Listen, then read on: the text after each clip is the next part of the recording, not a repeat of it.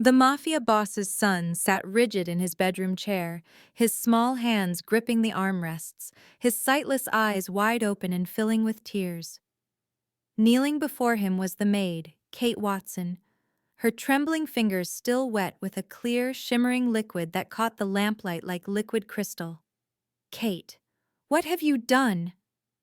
Marcus, the head of security, stood frozen in the doorway, his hand instinctively moving toward his concealed weapon. Thundering footsteps echoed through the penthouse corridor. Ronald Livingston, the man whose empire controlled half the city's underground, burst through the door, his face transformed from its usual cold calculation to raw, paternal terror. "What happened to my son?" he roared, crossing the room in 3 strides. His eyes locked on Kate, then on the tiny glass vial in her hand, then on Walter's face, his son's face, which was contorting in what looked like agony. Kate's voice broke as she looked up at the towering crime lord.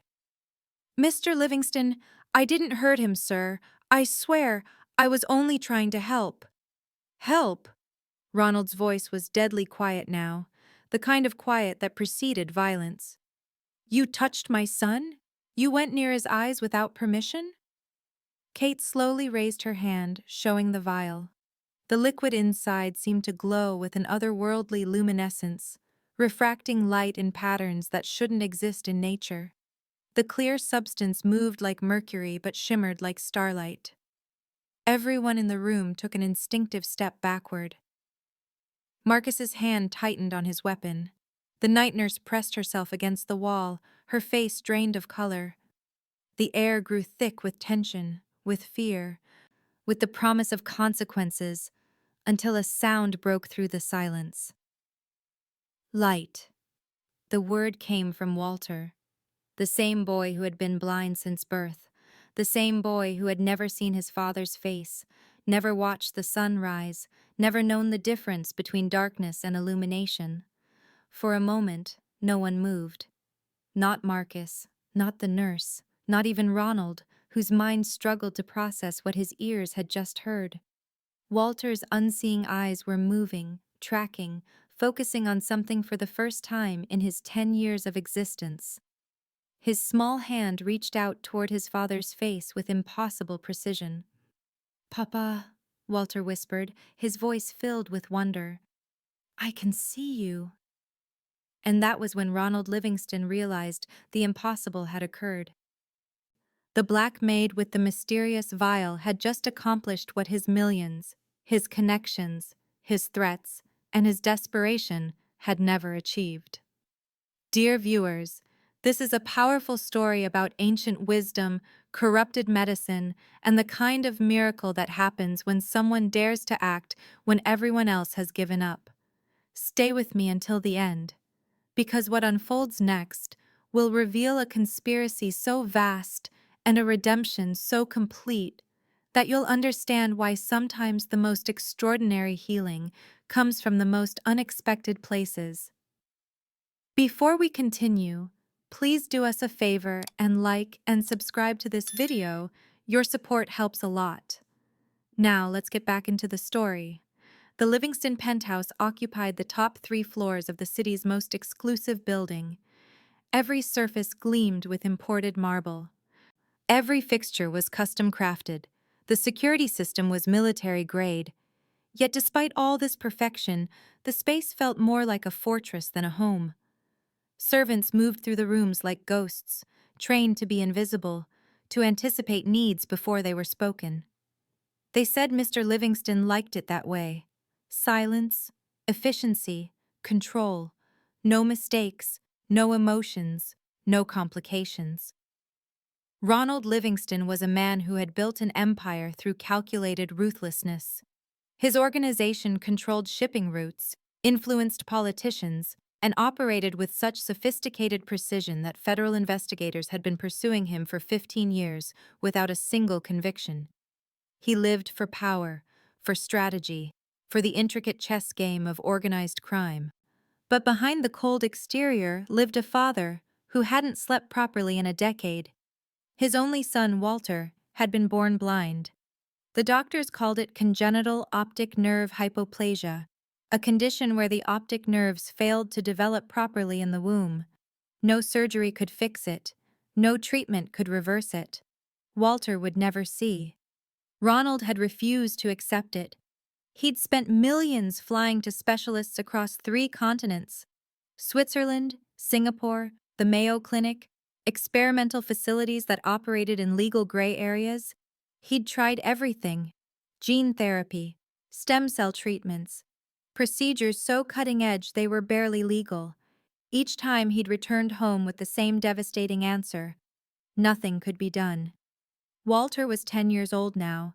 He'd never seen his father's face, never watched the city lights from their penthouse windows, never known colors beyond the abstract concepts people tried to explain.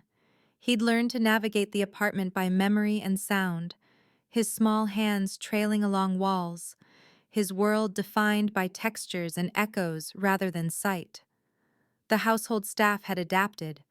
They described everything to him in careful detail, guided him through daily routines, treated him with a mixture of pity and careful distance. Some genuinely cared. Others saw him as a reminder of how even unlimited wealth couldn't prevent tragedy. But one person saw him differently. Her name was Kate Watson.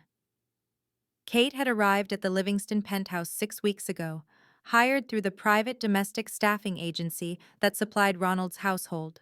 She was 28, quiet, exceptionally qualified, and came with references that verified her discretion and professionalism.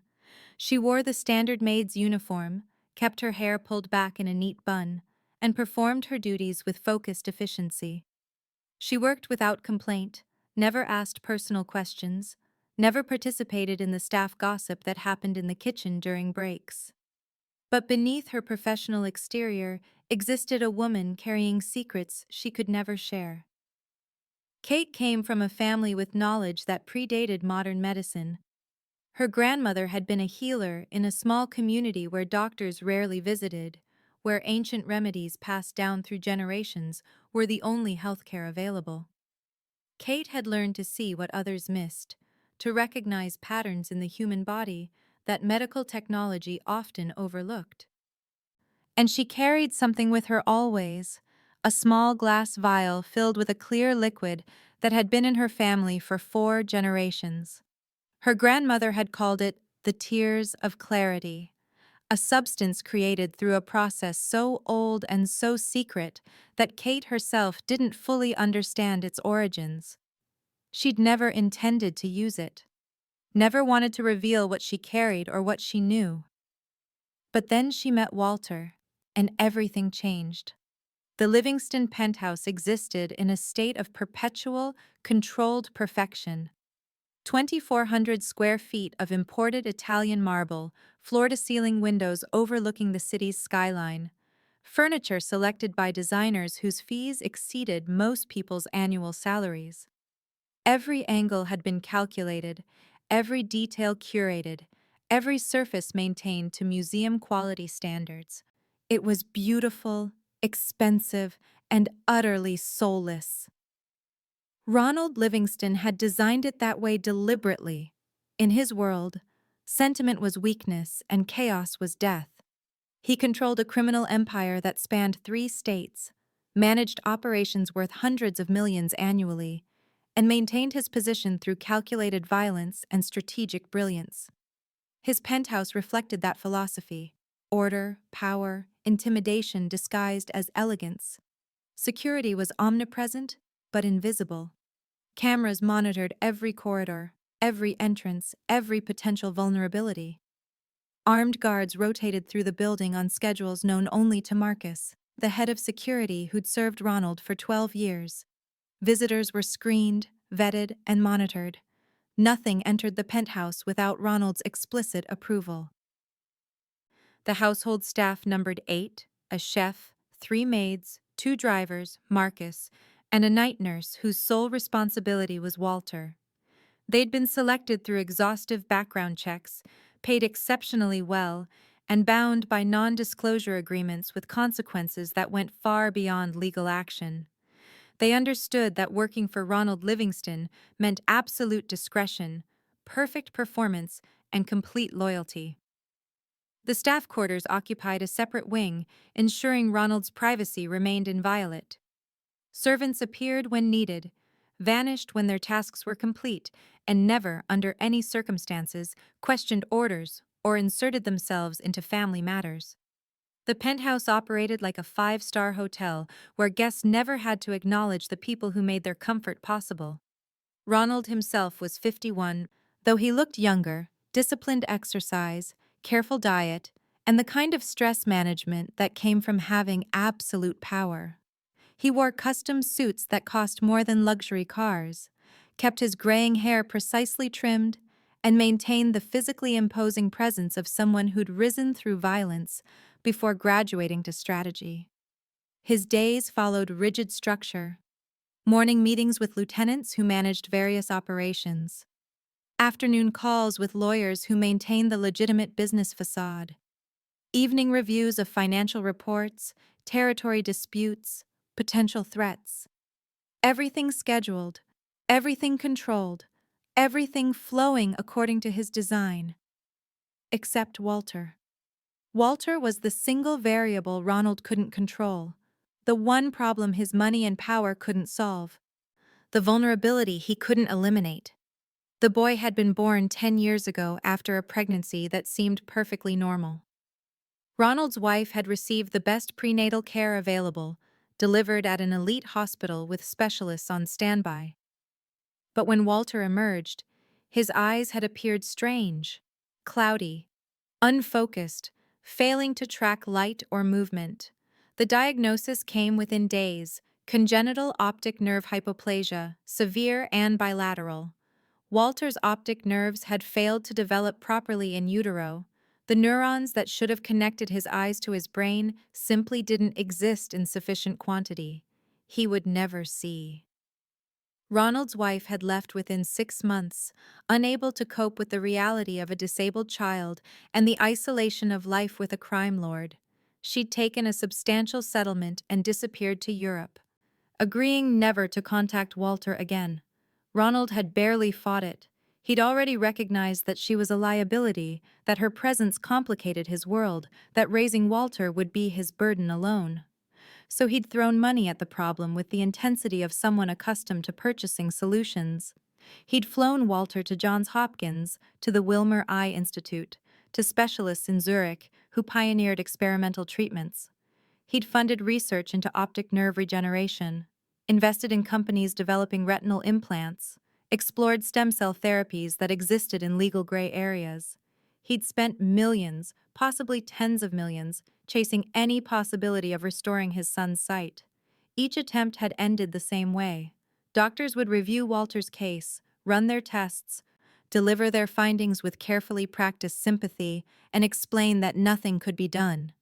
The damage was developmental, fundamental, irreversible. Walter's brain had never learned to process visual information because the pathways had never formed. Even if they could somehow rebuild his optic nerves, his brain wouldn't know what to do with the input. The final specialist, a renowned surgeon at Stanford, had been brutally direct. "Mr. Livingston, your son will never see. No amount of money can change that. The sooner you accept it, the sooner you can help him adapt to his reality." Ronald had wanted to kill the man for his honesty. Instead, he'd returned to his fortress with Walter and stopped searching for cures. He'd hired the best orientation and mobility specialists, had the penthouse modified with tactile markers and audio cues, ensured Walter received everything a blind child might need to function.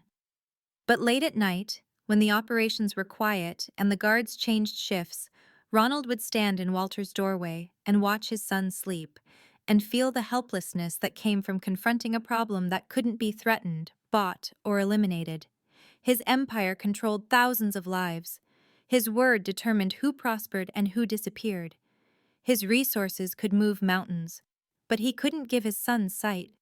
And that failure haunted him with an intensity that no business success could diminish. Kate Watson had learned early in life that survival meant making yourself useful while remaining invisible.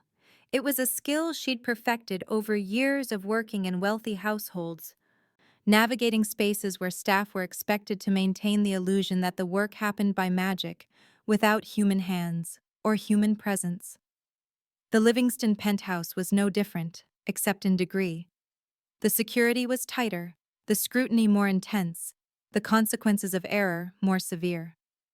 Kate had understood that from her first day, when Marcus had conducted her final interview, really an interrogation, making clear that discretion wasn't optional, it was survival. She'd accepted the position because she needed it. Her mother's medical bills from the cancer treatment had left Kate with debt that would take years to eliminate. The Livingston salary was exceptional, triple what most domestic positions offered, and came with the kind of health insurance that could protect her if her mother's illness returned or if Kate herself ever needed care. So she worked quietly, efficiently, becoming part of the penthouse's invisible machinery. She cleaned the already immaculate rooms, restocked supplies before they ran low, anticipated needs before they were articulated. She spoke only when addressed, maintained professional distance, and followed every protocol Marcus had outlined during orientation. But Walter changed everything. She'd first encountered him during her second week, when she'd been assigned to clean the East Wing bedrooms. She'd entered what she thought was an empty room and found a small boy sitting perfectly still on the floor, his hands resting on a braille book, his sightless eyes aimed toward the windows, but seeing nothing. "I'm sorry," Kate had said softly, preparing to leave. "I didn't know you were here." "It's okay," Walter had replied, his voice small and careful. "I'm always here." Something in those 4 words, the resigned loneliness, the quiet acceptance, had broken through Kate's professional detachment. She'd seen that same isolation in her younger brother Daniel before he'd died, that sense of being fundamentally separate from everyone around you, locked in a world others couldn't enter. "I'm Kate," she'd said, staying in the doorway. "I'm new here." "I know. I heard Marcus talking about you. He said you're very qualified and very private." Walter had tilted his head slightly, the way blind people do when focusing on sound. "Are you private because you have secrets, or because you don't like people?" The question had surprised her with its directness.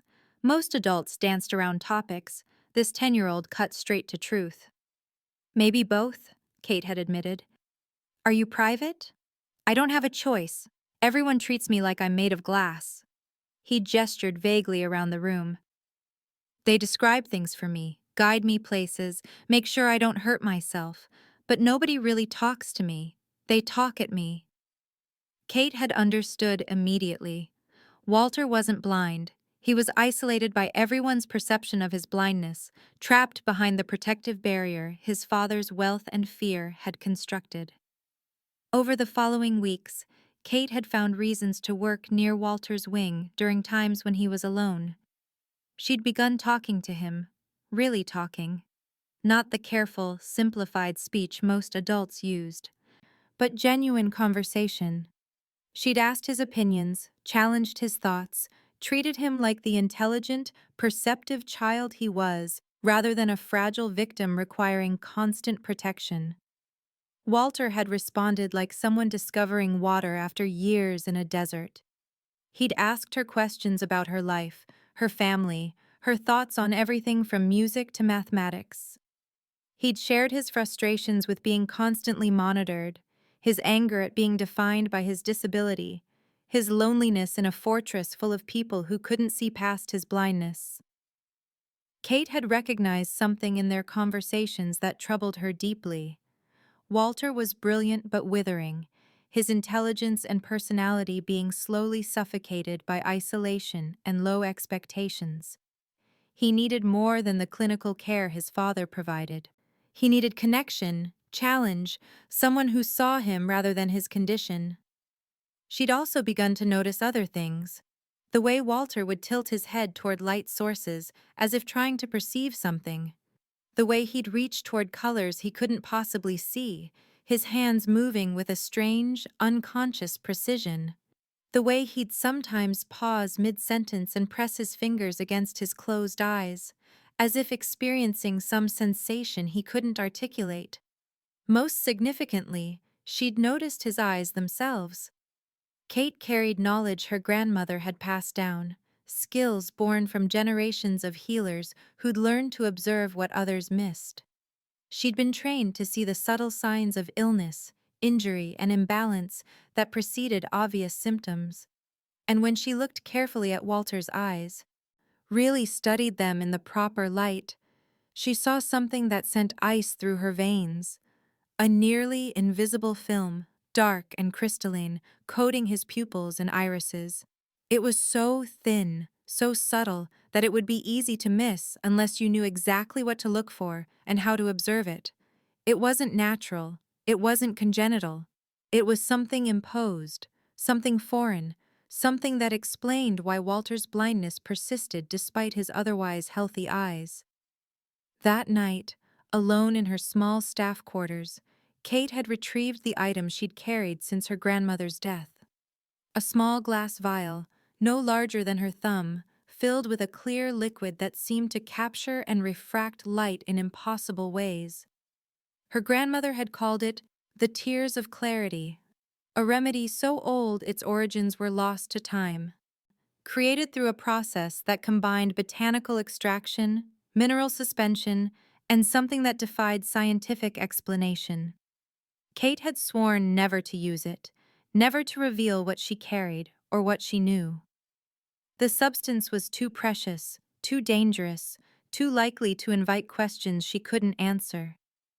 But looking at that vial, thinking of Walter's isolation, and the mysterious film covering his eyes, Kate felt the weight of a terrible choice forming.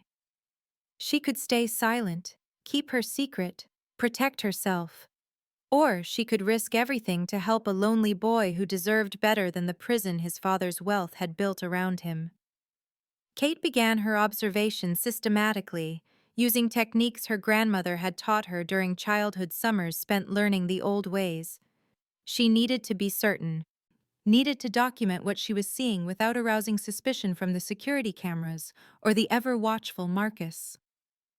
The opportunity came during Walter's daily reading sessions. He spent 2 hours each afternoon in the library, working with audiobooks and braille texts, while the afternoon light streamed through the floor-to-ceiling windows. Kate had volunteered to dust the library shelves during this time, positioning herself where she could observe Walter from multiple angles while maintaining the appearance of routine work. The first thing she'd noticed was how the light interacted with Walter's eyes.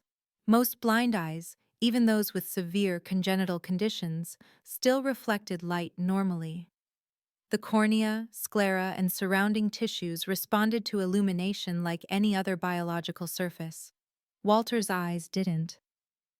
When sunlight hit them directly, there was a fractional delay in the reflection, as if the light had to pass through an additional layer before bouncing back. It was almost imperceptible, maybe a few milliseconds, but Kate's trained eye caught the discrepancy. Something was interfering with the normal optical properties of his eyes. She began testing different lighting conditions. On overcast days, Walter's eyes appeared almost normal. But when direct sunlight or bright artificial light hit them at specific angles, Kate could see it. A faint dark shimmer across the surface of his pupils and irises, like oil on water but more structured, more deliberate. The crystalline film wasn't uniform. Under careful observation, Kate could distinguish a pattern, geometric, almost molecular in its precision.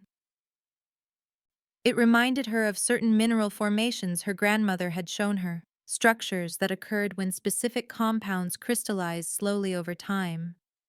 But those were geological processes. This was biological, or perhaps technological, something that shouldn't exist in human tissue. Kate had spent 3 days observing before she was certain enough to act. She'd documented the film's appearance under different conditions, noted how it seemed thicker in some areas than others, observed how Walter would occasionally rub his eyes as if sensing something foreign. The breakthrough came when she noticed Walter's behavioral patterns. Every morning, the night nurse administered eye drops, supposedly lubricating drops to prevent dryness and irritation. Kate had watched this routine dozens of times without questioning it. But now, with her suspicions raised, she paid closer attention. The drops came from unmarked bottles, supplied monthly by a private pharmacy that delivered directly to the penthouse. The nurse administered them with precise timing, always exactly 8 a.m. and 8 p.m., never varying the schedule by more than a few minutes. Walter never questioned the routine. He'd been receiving these drops since infancy, told they were necessary to keep his eyes healthy. But Kate recognized something her grandmother had taught her: maintenance dosing. If you wanted to keep a condition stable, to prevent healing or change, you administered regular, consistent treatments that reinforced the existing state. These weren't lubricating drops. They were something else entirely, something designed to maintain the crystalline film coating Walter's eyes. The realization made her physically ill. Someone, whether through malice or misguided medical intervention, had been deliberately maintaining Walter's blindness. Every day, twice daily, for 10 years, they'd been applying a substance that reinforced whatever was blocking his vision. Kate needed confirmation. She needed to see the drops themselves, analyze them if possible, understand exactly what was being administered. But the bottles were kept in the nurse's locked medication cabinet, accessed only during scheduled administration times. Getting to them would require breaking protocol, risking discovery, potentially ending her employment and any chance of helping Walter. She waited until the following Thursday, when the night nurse had her regular day off and the replacement nurse was someone Kate had observed to be less vigilant about security procedures. During the afternoon medication round, Kate created a distraction, a deliberately spilled cleaning solution in the hallway that required immediate attention. While the replacement nurse dealt with the spill, apologizing profusely and calling for additional cleaning supplies, Kate slipped into the medication room. She had less than 2 minutes. Her hands moved with practiced efficiency, locating Walter's eye drop bottles, noting the pharmacy label, photographing it with her personal phone, a violation of penthouse rules that could get her fired immediately. The label showed pharmaceutical abbreviations Kate didn't recognize, but one element was clear: the medication was custom compounded, created specifically for Walter Livingston based on a proprietary formula. The prescribing physician's name meant nothing to her, but the pharmacy was listed as MedTech Solutions, a name that suggested private, specialized pharmaceutical services. Kate returned the bottles and slipped out seconds before the nurse finished with the spill. Her heart pounded. Her hands shook slightly, but she'd gotten what she needed. That evening, in her quarters, Kate researched MedTech Solutions. The company existed only as a private entity serving exclusive clientele, with no public website, no listed address, only a registered business number. The more she searched, the more suspicious the absence of information became. Someone with significant resources had created a system to keep Walter blind.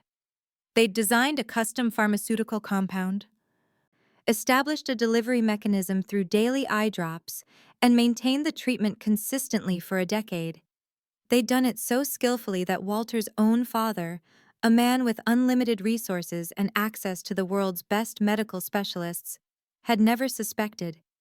Kate looked at the vial she kept hidden in her personal belongings, the clear liquid that her grandmother had sworn could dissolve certain unnatural substances, could restore natural function when foreign elements interfered with the body's design. She'd never fully believed her grandmother's stories about the liquid's properties. They'd seemed too fantastical, too much like folk medicine superstition. But now, facing evidence of a deliberate, ongoing poisoning masquerading as medical treatment, Kate wondered if her grandmother's ancient knowledge might recognize what modern medicine had missed. The crystalline film wasn't a congenital condition. It was an imposed one, maintained through daily application of a biotechnological compound sophisticated enough to deceive specialists, wealthy enough to sustain for 10 years, and cruel enough to condemn a child to preventable blindness. Kate understood now why she'd been brought into Walter's life. Not by chance, not by random hiring, but by something her grandmother would have called destiny, and Kate thought of as moral necessity. She had the means to help him. The question was whether she had the courage to risk everything to do it. Kate had been observing Walter's eyes during his afternoon reading session, positioned near the window where the light was optimal, when she heard the footsteps. Not the soft, measured steps of household staff, but the decisive stride of someone who owned every inch of floor they walked on. Ronald Livingston entered the library without announcement, his presence transforming the peaceful space into something charged and dangerous. He stopped just inside the doorway, his eyes immediately locking onto Kate, who was standing perhaps 3 feet from Walter's chair, closer than any staff member was typically permitted. "Walter," Ronald said, his voice controlled, but cold. "Go to your room." The boy's head turned toward his father's voice, confusion evident in his expression. "But Papa, I'm not finished with my now." The single word carried weight that made even Kate's breath catch. Walter stood immediately, his hands finding the familiar route to the door with practiced ease. He passed his father without another word, disappearing into the hallway with the resigned obedience of a child who'd learned not to question that particular tone. Ronald waited until Walter's footsteps faded completely. Then he closed the library door with deliberate care, the soft click of the latch somehow more threatening than a slam would have been. "Kate Watson," he said, moving closer with the predatory focus of someone accustomed to intimidation. "How long have you worked here?" "6 weeks, Mr. Livingston." Kate kept her voice steady, her posture professional, though every survival instinct screamed at her to back away. 6 weeks. Ronald stopped directly in front of her, close enough that she could see the cold calculation in his eyes, the complete absence of warmth or mercy. "In that time, you've made yourself remarkably present in my son's daily routine. The library, the East Wing, his reading sessions. Marcus tells me you've been requesting assignments that put you near Walter consistently." Kate's mind raced. She'd been careful, or thought she had been. Apparently not careful enough. "I'm simply performing my duties, sir. Wherever I'm assigned." "Don't insult my intelligence." Ronald's voice dropped to something barely above a whisper, which made it infinitely more menacing. "I know every square foot of this penthouse is monitored. I review the footage personally. I've watched you position yourself where you can observe my son. I've seen you studying him when you think no one's paying attention." He leaned in slightly, his presence overwhelming the small distance between them. "So let me be absolutely clear about something. My son is not your concern. He is not your responsibility. He is certainly not your patient or your project or whatever it is you think you're doing by hovering around him like some kind of guardian angel." Kate opened her mouth to respond, but Ronald raised a hand, silencing her. "I don't care about your intentions. I don't care if you think you're being helpful or compassionate or whatever justification you've created for yourself. What I care about is this. If you ever, and I mean ever, touch my son without explicit permission, if you administer anything to him, give him anything, do anything beyond your assigned duties, I will end you." The threat wasn't hyperbolic or emotional. It was delivered with the flat certainty of someone stating simple fact. Kate felt ice slide down her spine. "Do you understand what I'm saying?" Ronald continued. "I'm not talking about firing you or calling the police. I'm talking about consequences that don't involve lawyers or courts or any system you could appeal to. I have spent 10 years and millions of dollars on Walter's condition. I have consulted with the best medical minds on 3 continents. If there was something that could be done, I would have found it. So when someone with no medical training, no expertise, and no authority starts paying unusual attention to my son, I assume the worst." He straightened, putting a few inches of distance between them, but maintaining the oppressive intensity of his focus. "You seem like a competent employee. Your work has been satisfactory. Then, if you want to continue working here, you will maintain appropriate professional boundaries with Walter." You will perform your assigned duties without embellishment, and you will never, under any circumstances, presume to know better than the specialists who've examined him. Ronald turned toward the door, then paused, looking back over his shoulder. Marcus will be monitoring you personally from this point forward. He has instructions to report any deviation from standard protocol. Are we clear? Yes, Mr. Livingston, Kate managed, her throat tight. Good. Ronald opened the door, then delivered his final words without looking at her. My son has been failed by enough people who claimed they could help him. He doesn't need another well-meaning person making promises they can't keep. He needs stability, routine, and people who understand their limitations. He left the library, his footsteps receding down the hallway with the same decisive confidence he'd entered with. Kate stood motionless, her hands trembling slightly, her mind processing what had just occurred. She'd been threatened by Ronald Livingston, not with unemployment or legal action, but with the kind of consequences that people in his world delivered outside any legal framework. 20 minutes later, Marcus appeared at the library door. He didn't enter, simply stood in the frame with his arms crossed, his expression professionally neutral, but his message unmistakable. Mr. Livingston asked me to ensure you understood his instructions, Marcus said quietly. So let me add something from my perspective. I've worked for Mr. Livingston for 12 years. I've seen what happens to people who ignore his warnings. They don't get second chances, Kate. They just disappear from his world, and usually not peacefully. He let that sink in before continuing. I don't know what you think you've noticed about Walter. I don't know what's going through your head, but whatever it is, forget it. Your job is to clean, not to cure. Stick to that, and you'll be fine. Cross that line, and I won't be able to protect you. Marcus left without waiting for a response. Kate remained in the library for several minutes after he'd gone, her heart gradually slowing to normal rhythm, her hands eventually stopping their trembling. She'd been warned in the clearest possible terms. The threat was real, credible, and would absolutely be carried out if she defied Ronald's orders.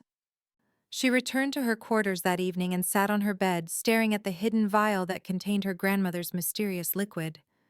The smart choice was obvious. Forget what she'd seen, perform her duties, collect her salary, and let Walter remain trapped in the darkness someone had deliberately imposed on him. But Kate had never been particularly good at making the smart choice when the right choice was staring her in the face.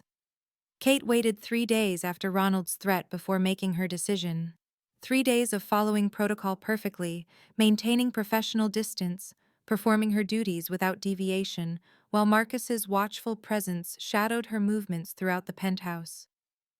3 days of watching Walter sit alone in his room during the hours between scheduled activities, his small hands tracing braille patterns with mechanical precision, his face expressing the quiet resignation of someone who'd learned not to hope for change. 3 days of seeing the night nurse administer those eye drops with clinical efficiency, twice daily, maintaining the poisoning disguised as medical care. On the 4th night, Kate retrieved the vial from its hiding place in her quarters, a false bottom in her small dresser that she'd constructed during her first week.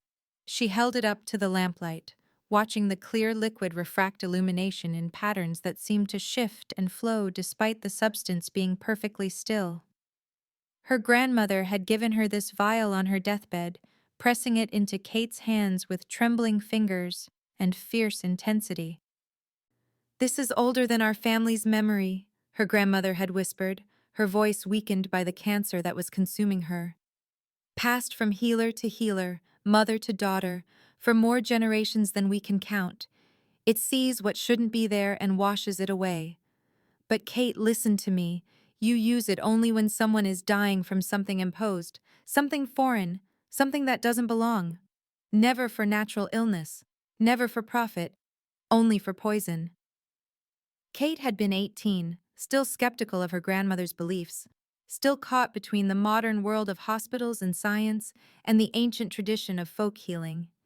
She'd accepted the vial more out of respect than belief. had carried it through the years as a memento rather than a medicine. But now, studying the geometric crystalline pattern she'd observed on Walter's eyes, Kate recognized something her grandmother had once described.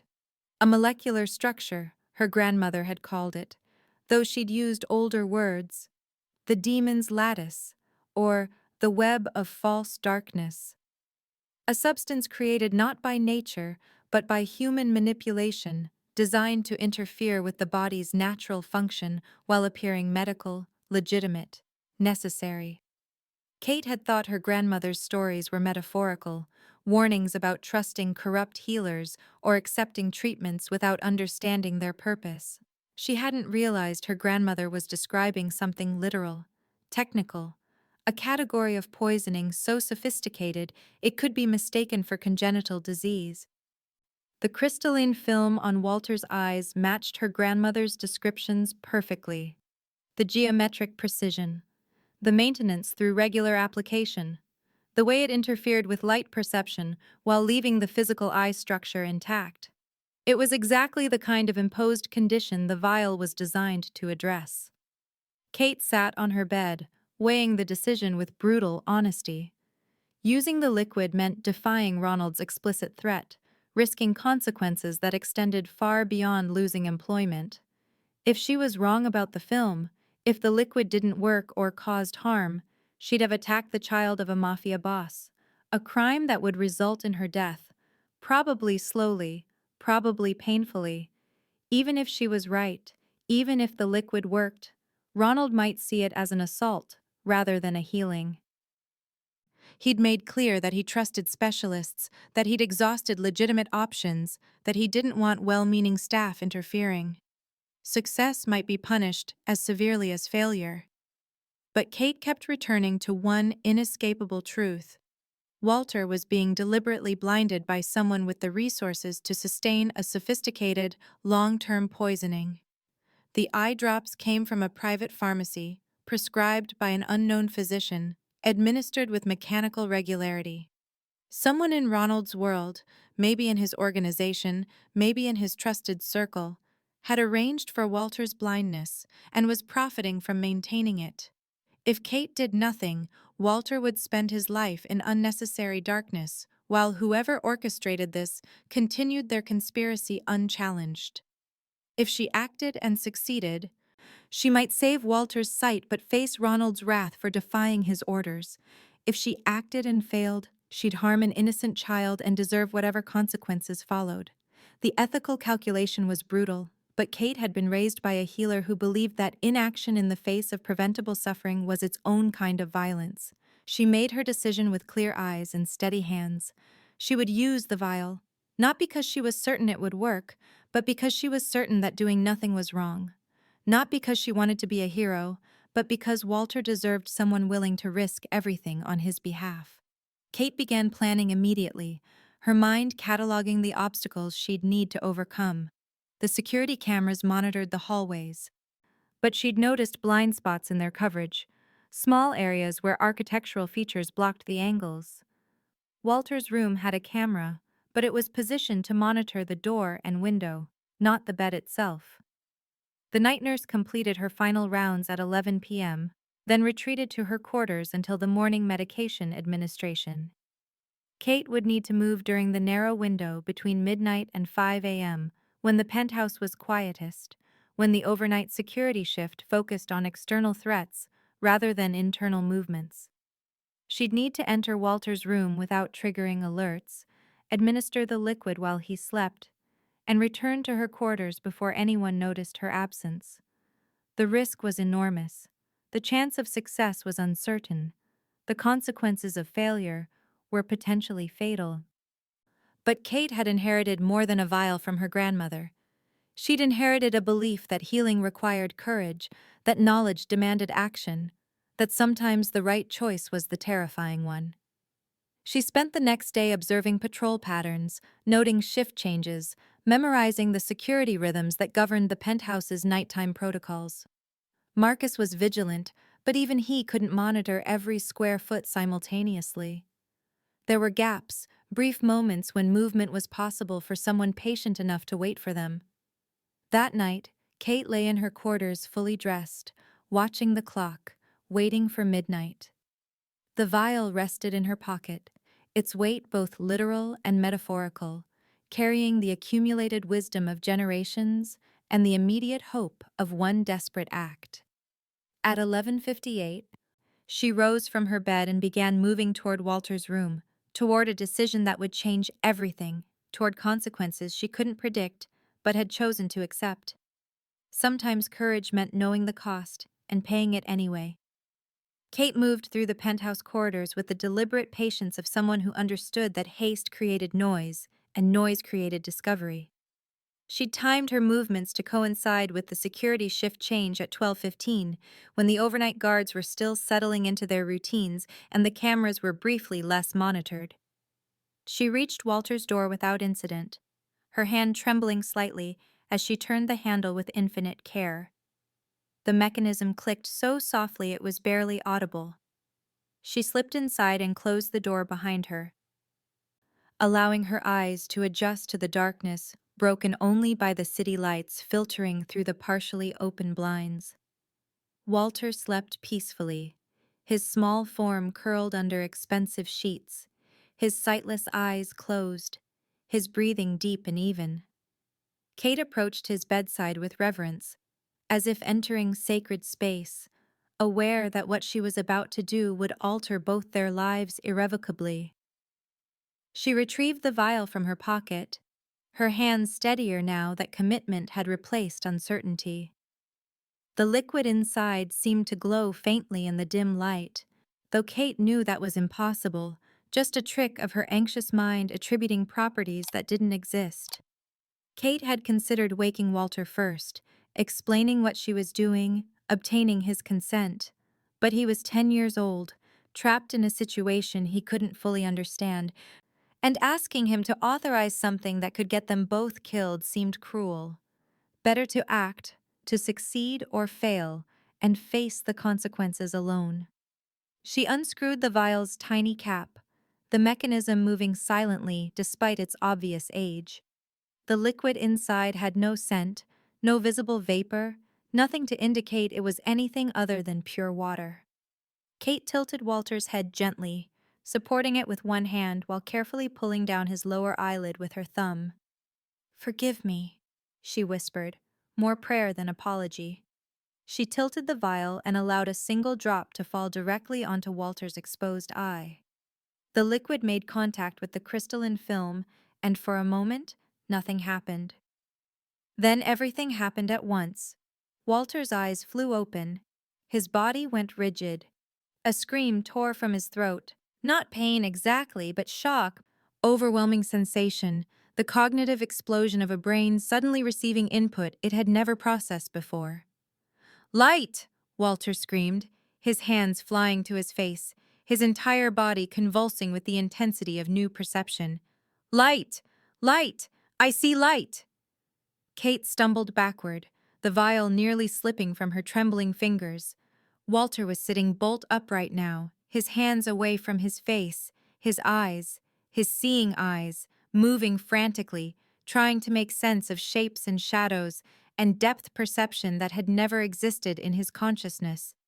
The door burst open with explosive force. Ronald Livingston charged into the room, his weapon drawn, his face transformed by primal fear into something barely human. Marcus was right behind him, along with 2 additional security guards, all armed, all trained on the only threat present: Kate. "What did you do?" Ronald roared, his gun aimed directly at Kate's chest, his finger on the trigger, death a fraction of pressure away. "What did you do to my son?" Kate raised her hands slowly, the vial still visible in her right palm, the clear liquid catching the light. "Mr. Livingston, I didn't hurt him. I swear, I was trying to help." "Help?" Ronald's voice cracked with rage and terror. "He's screaming! You touched him! You put something in his eyes!" "Papa!" Walter's voice cut through the chaos, high and filled with wonder. "Papa, I can see you." Everyone froze. The impossible words hung in the air, defying comprehension, demanding attention that the adult's fear-driven minds couldn't immediately process. Walter was staring directly at his father, his eyes tracking Ronald's face with precision that shouldn't exist, his expression transforming from shock to amazement to joy. "Papa, I can see your face," Walter said again, slower this time, each word deliberate. "You have gray hair, and you're wearing a dark shirt, and there are lights behind you. Papa, I can see." Ronald's gun hand wavered, his mind struggling to reconcile the threat he perceived with the miracle his son was describing. He looked at Kate, at the vial in her hand, at Walter's seeing eyes, at the impossible transformation occurring in real time. "What is that?" Ronald demanded, gesturing toward the vial with his weapon. "What did you give him?" "Something that dissolves foreign substances," Kate said quietly, her voice steady despite the gun aimed at her heart. "Mr. Livingston, your son wasn't born blind. He was made blind. There's a crystalline film coating his eyes, maintained by the drops he receives twice daily. What I gave him breaks down that film." "That's insane," Ronald said, but his conviction was weakening, his eyes drawn repeatedly to Walter, who was now looking around the room with the rapturous attention of someone seeing creation for the first time. "The lights are so bright," Walter whispered. "Everything has edges. Papa, you're so tall. And Kate." He focused on her now, his expression filling with recognition and gratitude. "You're beautiful." Ronald's face cycled through emotions too quickly to catalog. Fear, confusion, hope, rage, all warring for dominance.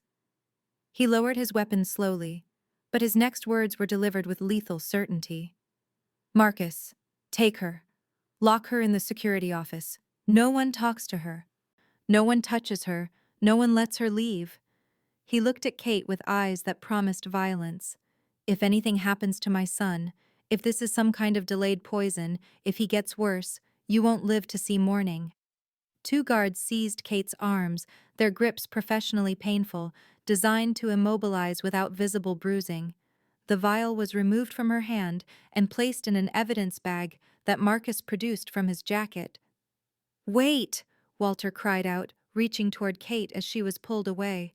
"Papa, don't hurt her. She helped me. She made me see." "We don't know what she did," Ronald said, his voice softening only for his son.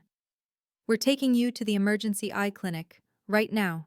The specialist will examine you, make sure you're safe, figure out what's happening." Kate was dragged from the room, Walter's protests fading behind the closing door. She was pulled down the corridor toward the security office, her mind oddly calm despite the immediate danger, her grandmother's voice echoing in her memory. "The healing brings its own consequences, child, but that doesn't make it wrong." The emergency eye clinic occupied the top floor of a private medical building that catered exclusively to clients who valued discretion over everything else. Ronald had called ahead during the frantic drive, ensuring the facility's most senior ophthalmologist would be waiting, equipment prepared, no questions asked about the 2 a.m. arrival. Dr. Elisa Chen had been treating high-profile patients for 20 years, had seen everything from exotic infections to trauma requiring immediate surgical intervention, and had learned long ago not to express surprise regardless of what walked through her door. But when Ronald Livingston burst into the examination room carrying his supposedly blind son, who was actively describing everything he was seeing, even her professional composure faltered. "Mr. Livingston," she said, recovering quickly, "bring Walter to the examination chair. Tell me exactly what happened." Ronald placed Walter in the specialized chair while rapidly explaining the night's events. The maid, the mysterious liquid, Walter's sudden ability to see. His voice carried the sharp edge of someone operating on pure adrenaline, fury, and hope warring beneath the surface. Dr. Chen listened without interruption, her expression carefully neutral, though her mind was already racing through possibilities. Sudden vision restoration in a patient with congenital blindness was medically impossible. Whatever she was about to examine would rewrite her understanding of Walter's condition. "Walter," she said gently, positioning herself in front of him. Can you see me right now? Yes, Walter said, his voice filled with wonder. You're wearing glasses and a white coat, and you have black hair. Dr. Chen felt something cold settle in her stomach. Those were accurate observations, impossible for a blind child to make. She activated the examination equipment, flooding Walter's eyes with bright light. I need you to look straight ahead and try not to blink, she instructed, positioning the slit lamp microscope. She leaned in, her trained eye examining Walter's cornea, anterior chamber, lens, and retina with systematic precision. What she saw made her breath catch. Walter's eye structure was perfect.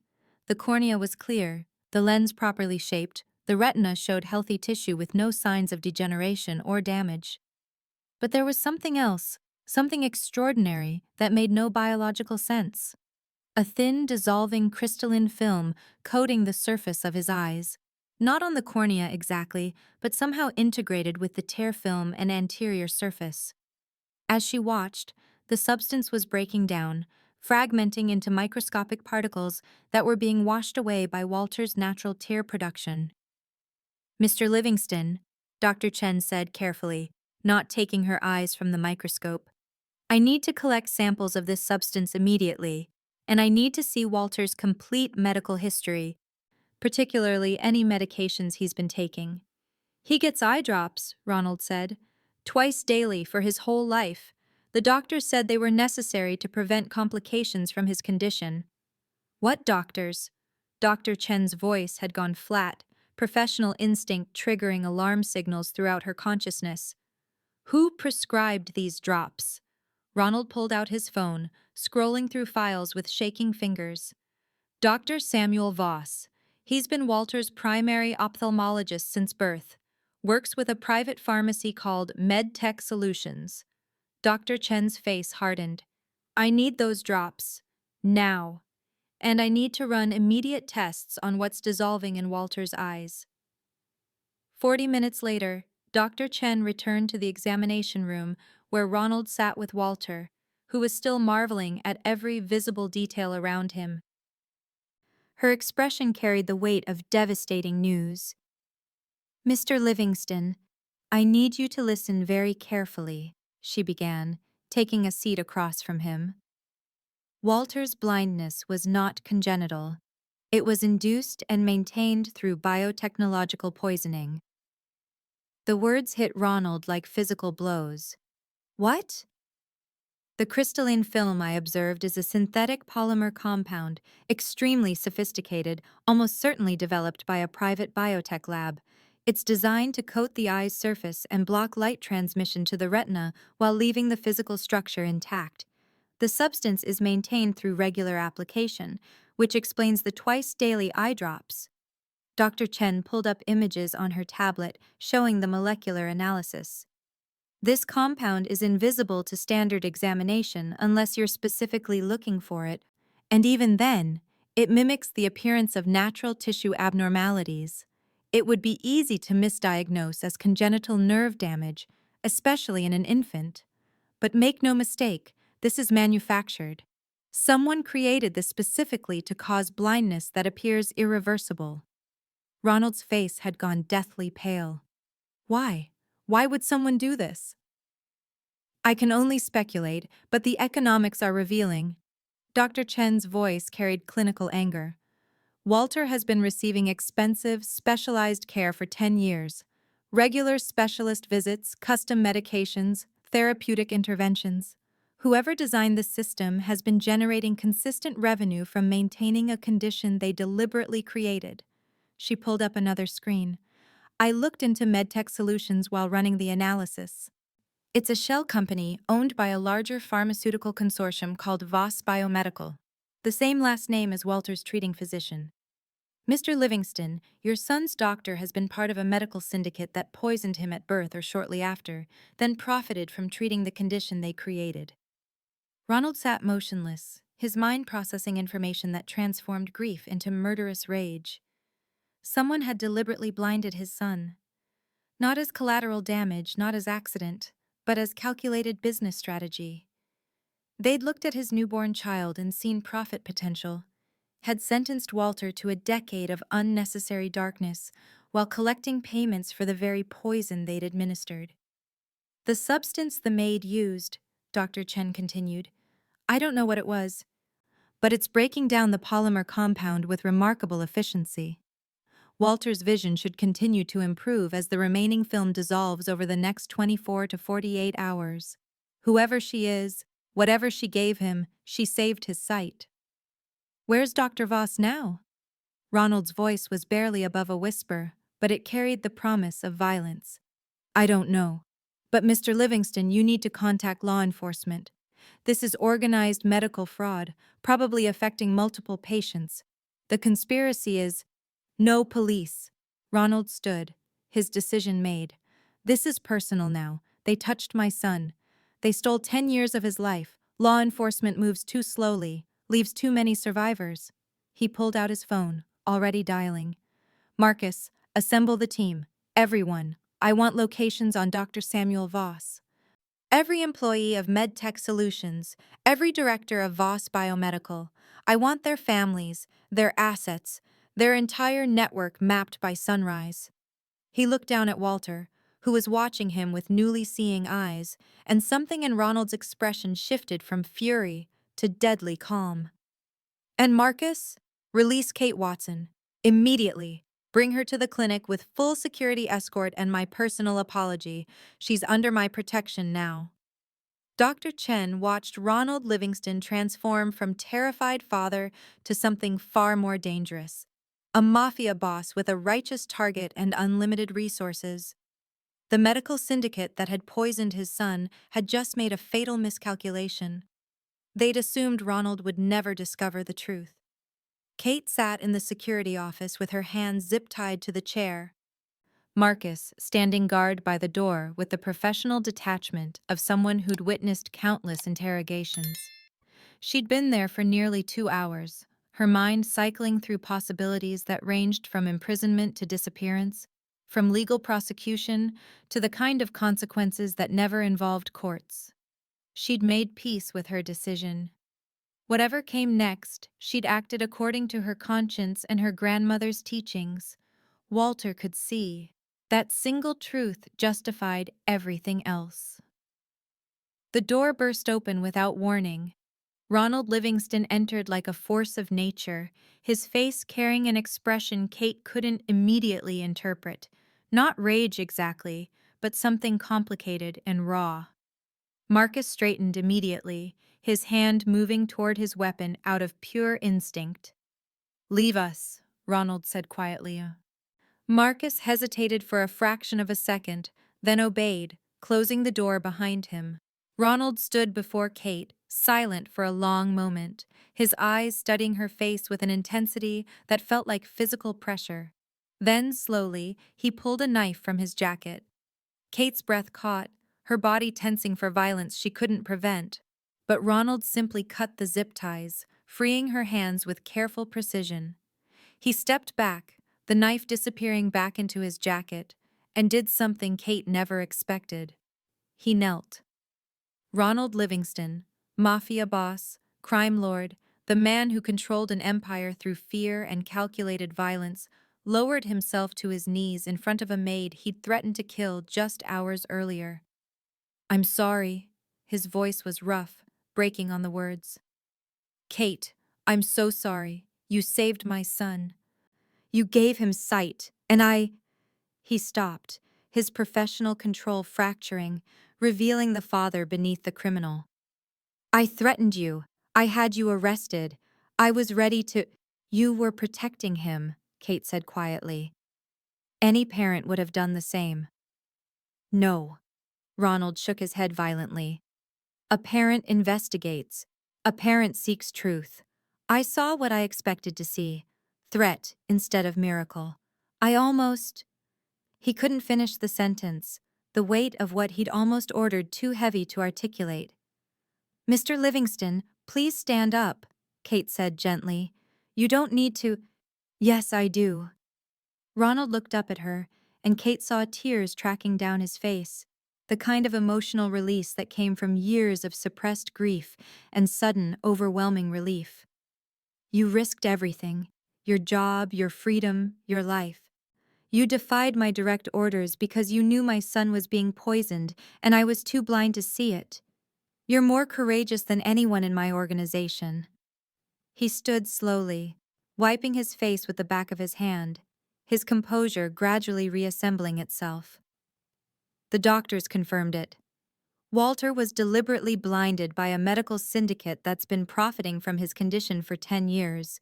They created a polymer compound that mimicked congenital damage. Every specialist I consulted missed it because they weren't looking for biotechnological poisoning, but you saw it. Somehow, with whatever knowledge you carry, you recognized what they'd done. Ronald pulled an envelope from his jacket and held it out to Kate. This is a bank transfer for $500,000. It's not payment. You can't pay someone for giving your child their life back. It's acknowledgement. It's gratitude. It's everything I can offer that isn't adequate. Kate stared at the envelope, not taking it. I don't want money, Mr. Livingston. I did what was right. I know, which is exactly why you're going to accept it. Because people who do the right thing at enormous personal risk deserve to be protected from the consequences. He pressed the envelope into her hand. Your mother's medical debt is also cleared. I had my people handle it while we were at the clinic. She'll receive notification tomorrow. Kate's eyes widened. How did you? I know everything about everyone who works for me. It's how I've survived this long. Ronald's expression hardened, shifting from grateful father back to crime lord. Now I need to know everything about that liquid you used, where it came from, what it is, how it works. Not because I don't trust you, but because the doctors need to understand what's happening in Walter's eyes. Kate explained about her grandmother, the ancestral knowledge, the vial that had been passed down through generations of healers.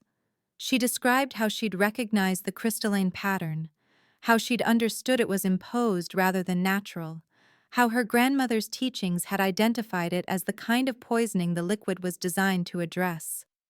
Ronald listened intently, his mind cataloging information with the systematic focus of someone accustomed to strategic planning. When Kate finished, he nodded slowly. Dr. Chen wants to study the remaining liquid, if you're willing.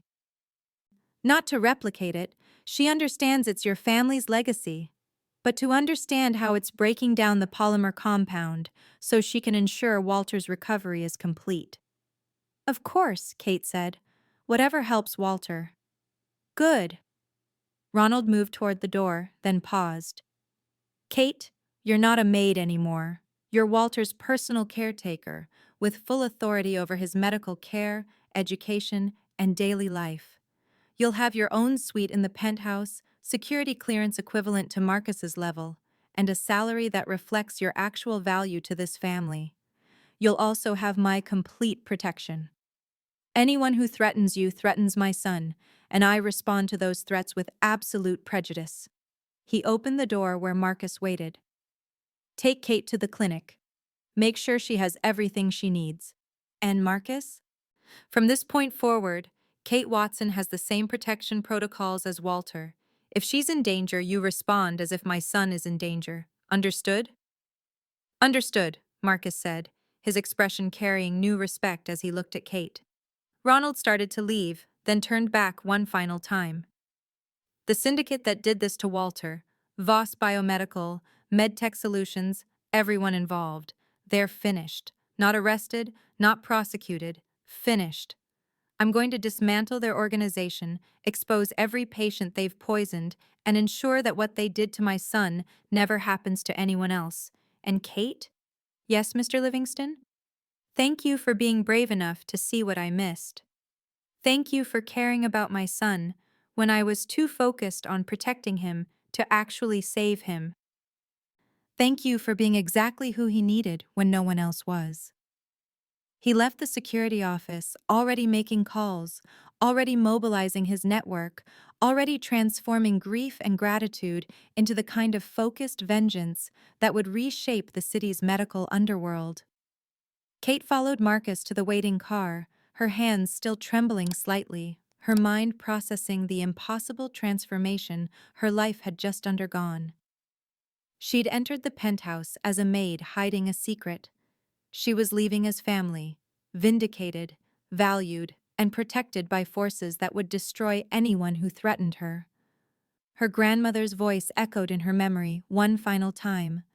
The right healing always finds its reward, child. Not immediately, not easily, but inevitably. 6 weeks after the night that changed everything, Walter Livingston stood at the penthouse windows watching the sunrise paint the city in shades of orange and gold.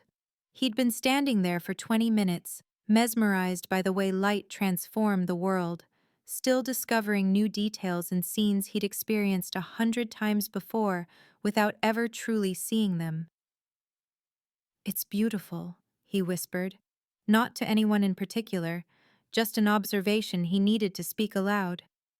Kate approached from behind, carrying his breakfast tray, smiling at the boy who'd become so much more than her responsibility.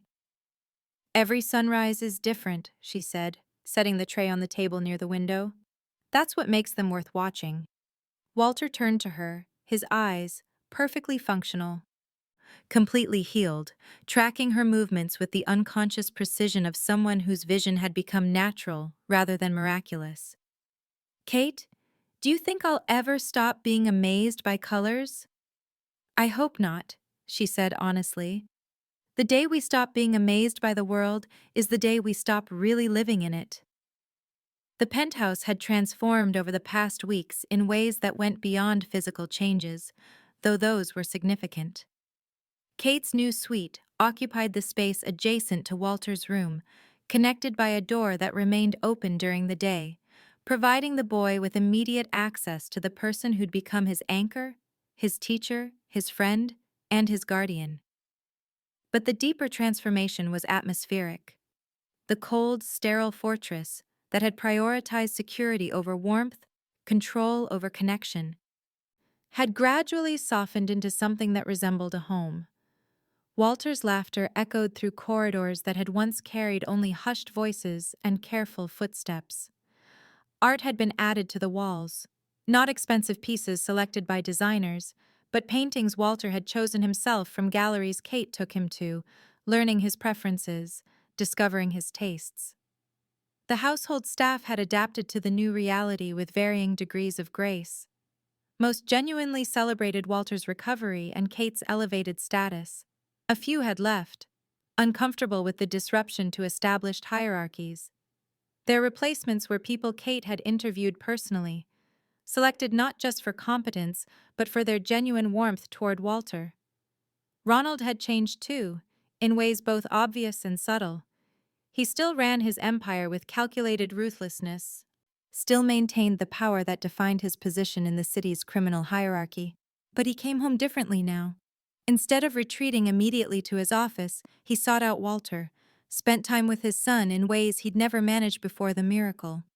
Teaching him to see the world he can finally perceive, Ronald had explained to Marcus once, his voice carrying uncharacteristic vulnerability. "Making up for the 10 years I thought I'd lost, but actually just didn't know how to access." The destruction of Voss Biomedical had been systematic and absolute. Ronald had used his network to expose the medical syndicate not just to law enforcement, but to the media, ensuring maximum public attention. The conspiracy had been larger than anyone initially suspected. 14 children across 5 states, all deliberately blinded through variants of the same polymer compound, all maintained on expensive, lifelong treatments that generated consistent revenue. Dr. Samuel Voss had disappeared the night of Walter's healing, but Ronald's people had found him within 72 hours. His fate remained unspoken, but the message was clear. There were consequences for harming children that transcended legal systems. The company's directors had faced both criminal prosecution and less official punishments.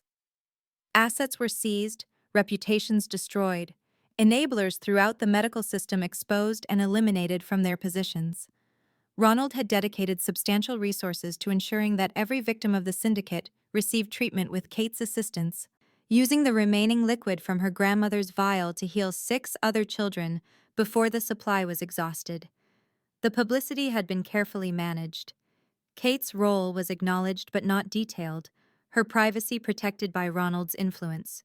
She was described in media reports as a caretaker with specialized knowledge who recognized anomalies other specialists had missed, technically accurate but vague enough to shield her from unwanted attention.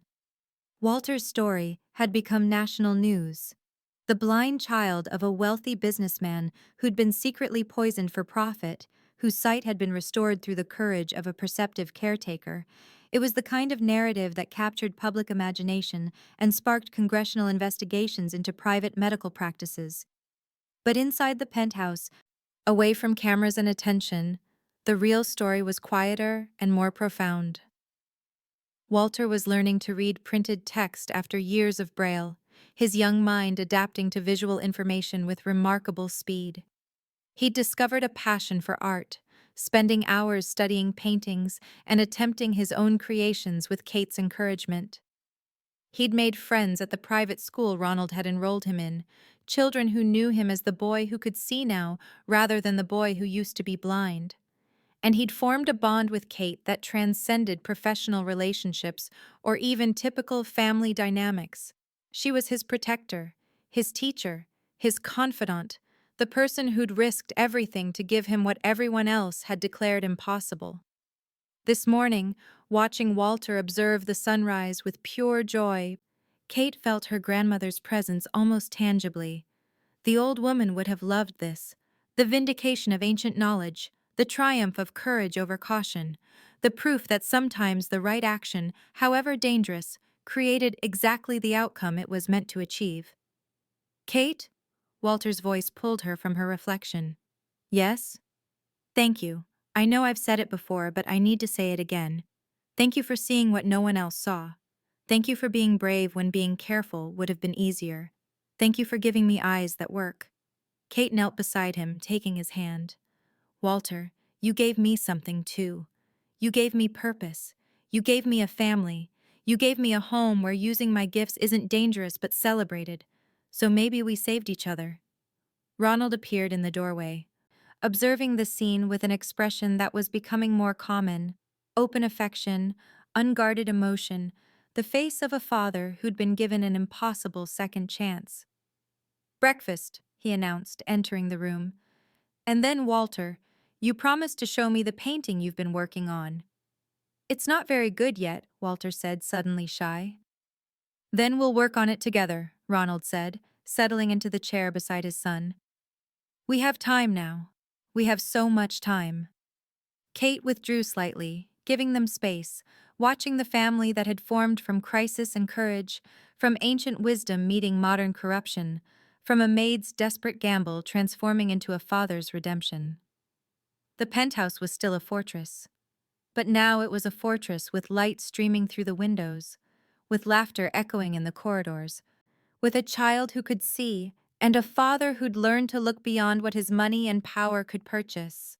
And at the center of it all, Kate Watson, healer, protector, family, standing watch over the boy whose sight she'd restored and the home she'd helped transform from cold perfection into warm, imperfect, beautiful reality. The tears of clarity had done their work. The rest was love, time, and the daily miracle of a family learning to see each other truly for the first time. Hit the subscribe button now if you enjoyed this story, because you will surely love the next one. Thank you for watching this story to the end, and see you in the next one.